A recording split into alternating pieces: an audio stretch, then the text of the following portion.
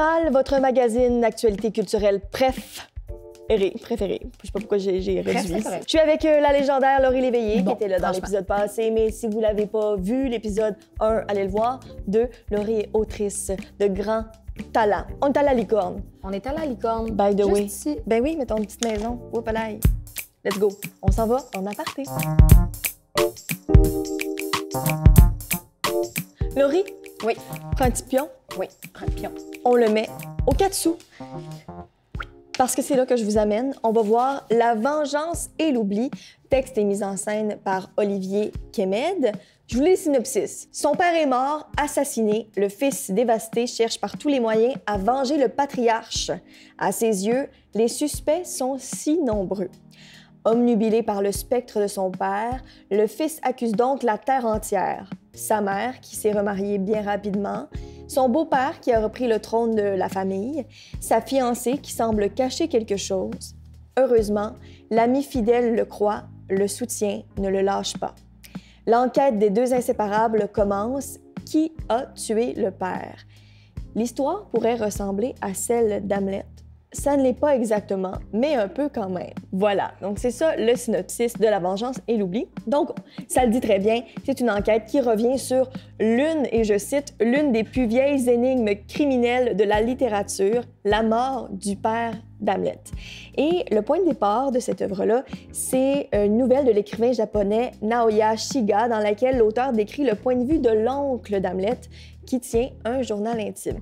Donc, on s'inspire de tout ça. On s'inspire d'Hamlet, on s'inspire de la nouvelle pour créer un récit d'enquête à la sauce Olivier Kemed. Ben Exactement. Oui. Sur scène, on voit Gabriel Lemire, Mireille Naga, Anna Romagny, Sacha Samar et Richard Thériault.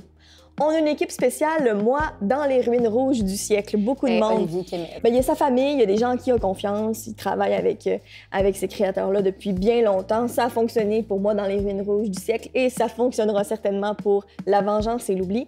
Donc, à la scénographie, Romain Fabre, à la musique, Philippe Brault, au maquillage, Florence Cornet, aux éclairages, Martin Labrec et à l'assistance à la mise en scène, Stéphanie Capistran-Lalonde. On a quand même un ajout nouveau à cette équipe.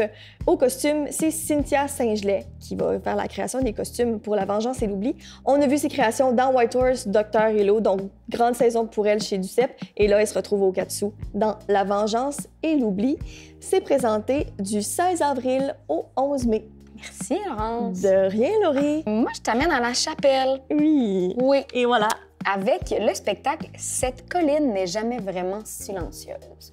C'est un texte et une mise en scène de Gabriel Charlebois-Plante qui continue un peu le travail déjà entamé de réécriture, relecture d'œuvres de littérature et de mythes un peu, qui avait déjà entamé avec le Cid en 2018. OK. Là, il reprend le mythe de Sisyphe. On est dans les mêmes librement, thèmes. là. On a d'une part Hamlet qui est repris, on s'inspire Ouais. de grands textes dans Exact. ces apartés-là. On est un peu dans des choses qui sont cousines. Un peu. Oh, cousine. Donc, le mythe de Sisyphe. Ouais. Le mythe de Sisyphe, on se rappelle, là, ça, c'est le gars qui a été Pousse la roche. condamné à pousser une roche en haut d'une colline par Zeus, parce que Zeus était fâché. Le Sisyphe, il a poussé une roche pendant l'éternité, dans le fond. C'est ça. Puis là, dans le travail de Gabriel Charlebois-Plante, cette fois-ci, c'est aussi les dieux qui doivent subir le châtiment. OK. Faut s'attendre à quelque chose de drôle. C'est toujours assez drôle ce que Gabriel y fait, tout en explorant, souvent il explore l'intime, mais dans des contextes qui sont déjantés, décalés. On parle ici d'une création de la compagnie La Création dans la Chambre, qui inclut des gens dont je vous ai déjà parlé Vas-y donc. récemment, qui est l'équipe du spectacle Le Magasin, Ah ben oui. par Odile Gamache Oui, au oui, oui. Prospero. Donc ici, on a toutefois la dramaturgie Félix-Antoine Boutin, qui est dans cette compagnie avec eux aussi. On a les éclairages par Julie Basse, on a la scénographie par Odile Gamache et la musique par Christophe Lamarche-Ledoux. Donc c'est vraiment la même équipe, ou presque. Oui. Petite équipe efficace. Cette fois-ci, par contre, bon, c'est pas un solo d'objet du tout. Il y a vraiment une superbe distribution. Il va voir sur scène Étienne Loup, Amélie Dallaire, Elisabeth Smith et Papy Maurice Mbouti. Incroyable. Donc, on peut vraiment s'attendre à rire, peut-être à rire jaune des fois, on va voir. Puis, c'est une compagnie dont moi, j'aime assez bien les créations. Je trouve ça toujours très intéressant. On est souvent dans des spectacles qui sont entre la performance et le théâtre. On a un petit rappel à Sisyphe et sa grosse roche. Et voilà. Dans la scénographie, OK. hein, on nous dit Oui, à l'oreille j'ai vu ça. qu'il y aurait 5 tonnes de gravelle sur la scène. Hein? Et une source d'éclairage. C'est lourd. Une C'est source ça. d'éclairage. J'ai hâte de voir. Gros tas de roche, un Ouais. spot, let's go. Sisyphe. Yes. À Chapelle. Quelle Du date? 22 avril au 30 avril prochain. Incroyable. On part en calendrier, Laurie. C'est ça qu'il nous Allez, reste à hop, faire. calendrier. Ça part avec l'usine C. Drella. Whoop. Thanks. On va voir ou revoir Vernon Subutex, du texte de Virginie Despentes, adapté et mis en scène par Angela Conrad. Je vous lis le synopsis de ce qui est regroupé là. Je vous explique après comment ça s'orchestre. Alors que le tome 1 donne à voir et à entendre une société contemporaine composée d'humains isolés et vulnérables et de vautours qui les guettent, une société en manque de rien et de tout et qui ne semble plus vraiment avoir le choix entre son anéantissement ou sa rédemption, les tomes 2 et 3 décrivent, toujours avec la même virulence corrosive, la constitution d'une communauté autour du personnage central, Vernon Subutex, devenu itinérant. On peut aller voir le tome 1, OK. puis on peut aller voir le tome 2-3. Fait qu'il y a 2 spectacles. 2 spectacles. Parfait. On peut aller voir aussi le 1, 2, 3, toutes dans le même package, claquer une belle Intégral. journée de théâtre. Oui, exactement. Ou se la séparer, tester l'eau avec la 1. Si on aime ça, on va voir la 2, 3. Mais on se dépêche parce que les billets partent vite. Oui. 30 avril au 18 mai, OK. à l'usine C. Parfait. On va où? Ben nous autres, on s'en va au théâtre d'aujourd'hui.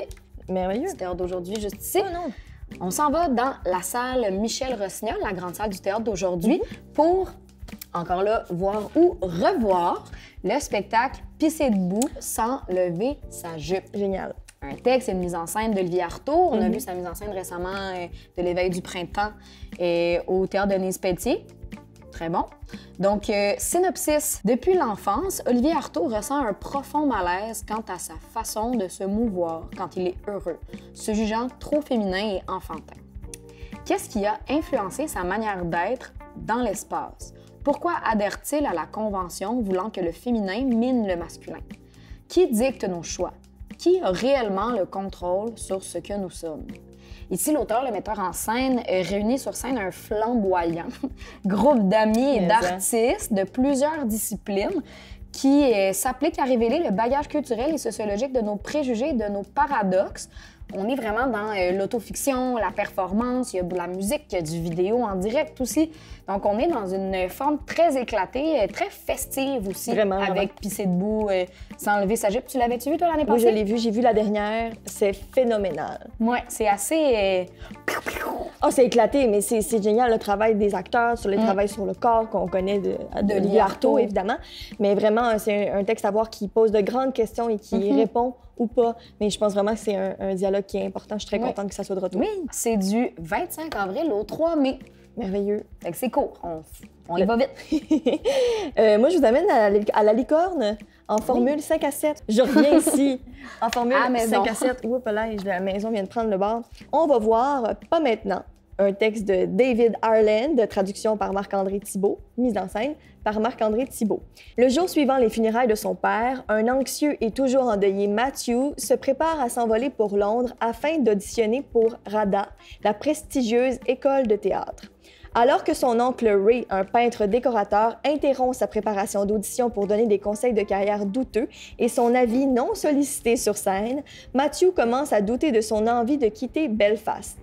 Où est sa vraie maison? Donc, c'est une comédie qui s'attarde au passé, à l'identité et au concept de passer à autre chose en formule 5 à 7, petite consommation, petit snack, beaucoup de plaisir. C'est du 23 avril au 16 mai. Moi, là, Dis-moi. je m'en vais à l'autre bout de la ville. Ah ouais donc? Je m'en vais au théâtre Denise-Pelletier, dans la salle Fred Barry. Oui! Du 18 avril au 3 mai, on y verra le scriptarium. Toi, tu connais ça, le scriptarium? Hey, je connais ça, le scriptarium. Pourquoi donc tu connais ça, le scriptarium? Le scriptarium, c'est un projet de théâtre pour et par les ados. On circule dans les classes pour faire écrire des ados à chaque année. C'est la 7e édition cette année. Puis à chaque année, il y a une personne qui agit à titre de commissaire qui va aller inspirer ces jeunes-là pour les faire écrire. Puis cette année, notre commissaire, c'est la Dr Joanne Liu, Oui. qui était directrice internationale de Médecins sans frontières pendant Entre plusieurs autres. années, quand même, tu sais, c'est à ne pas négliger. Puis, dans le fond, on a rencontré Dr Liu pour qu'elle nous parle un peu de ce qu'elle voulait faire dire aux adolescents. Puis, elle nous a proposé la thématique de l'engagement. Oh. Donc, cette année, les ados écrivent sur l'engagement. Puis, ce qu'on fait, c'est qu'à travers les 1500 adolescents qui vont écrire à Montréal et à Québec. Il y a 12 jeunes à Montréal et 12 jeunes à Québec qui sont sélectionnés pour un stage de réécriture. Puis c'est ces textes-là qu'on utilise pour faire le collage du texte du spectacle. Collage cette année qui est signé par moi-même. Laurie Léveillé. Le réveil. Puis c'est une mise en scène de Sylvain Scott cette année. Quand on dit Sylvain Scott, on dit théâtre musical.